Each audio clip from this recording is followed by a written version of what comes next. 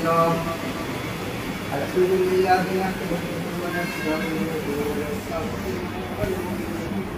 ونتوكل عليه ونعوذ بالله من شرور انفسنا ومن سيئات اعمالنا من يهده الله فلا مضل له ومن يضلل فلا هادي له واشهد ان لا اله الا الله وحده لا شريك له واشهد ان محمدا عبده ورسوله ارسله بالحق بشيرا ونذيرا فان خير الحديث كتاب الله وخير الهدي هدي محمد صلى الله عليه وسلم وشر الامور محدثاتها بدعه وكل بدعه ضلاله وكل ضلاله في النار. أعوذ بالله من الشيطان الرجيم بسم الله الرحمن الرحيم يا أيها الناس اتقوا ربكم الذي خلقكم من نفس واحدة وخلق منها زوجها وبث منهما رجالا كثيرا ونساء واتقوا الله الذي تساءلون به والأرحام إن الله كان عليكم رقيبا. يا أيها الذين آمنوا اتقوا الله حق تقاته ولا تموتن إلا وأنتم مسلمون. يا أيها الذين آمنوا اتقوا الله وقولوا قولا سديدا يصلح لكم أعمالكم ويغفر لكم ذنوبكم ومن يطع الله ورسوله فقد فاز فوزا عظيما. وقال النبي صلى الله عليه وسلم النکاح من سنتی ومن رغب عن سنتی فلیس منی.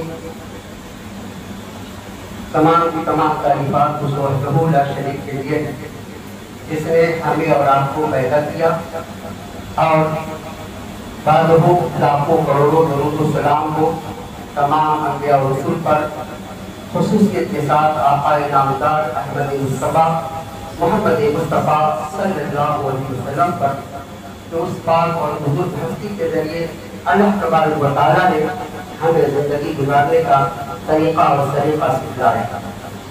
نکاح یہ نبی صلی اللہ علیہ وسلم کی سنت ہے اور نکاح کا مقصد اسلام میں یہ ہے کہ انسان برائیوں سے اپنے آپ کو بچا لے، اپنے نفس کی حفاظت کر لے، اس کی نظر غیروں کی طرف نہ اٹھے.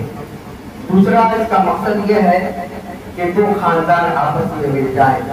تیسرا نکاح کا مقصد یہ ہے کہ نبی صلی اللہ علیہ وسلم کی حدیث کے مطابق کہ آپ کا فرمان کہ زیادہ بچہ دینے والی عورتوں سے نکاح کروں، اس لیے کہ میں قیامت کے دن اپنی امت کی تعداد پر دوسرے انبیاء پر فخر کروں گا.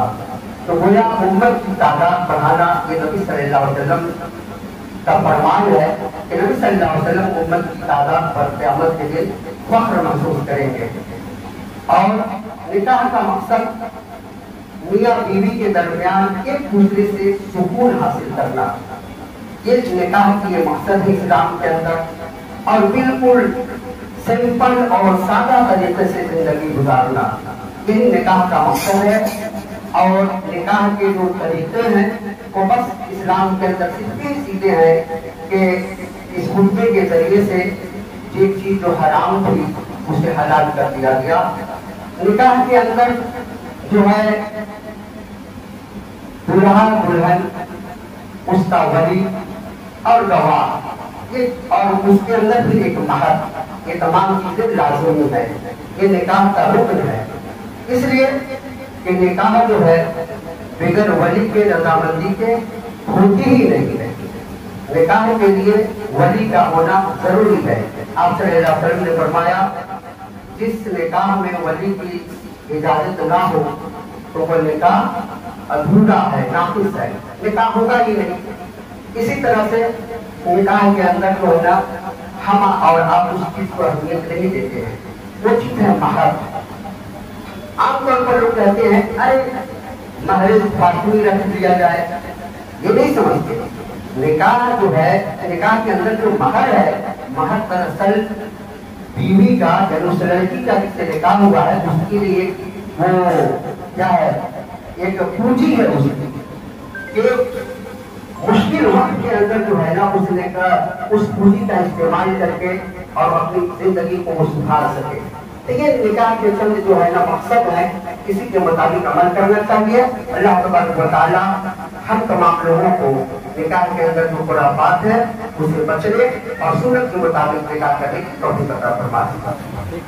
शाहीना शेख बिनते मोहम्मद समीउल्लाह शेख 3.2 ग्राम सोने के एवज सुखना बद इजाजत वली और 2 गवाह खास जनाब अब्दुल रब साहब और जनाब मोहम्मद बिस्मिल साहब की गवाही पर हाजिरीन मजलिस के सामने मैं बहसियत काजी आपकी जोतियत में दे रहा हूँ। आपने कबूल किया।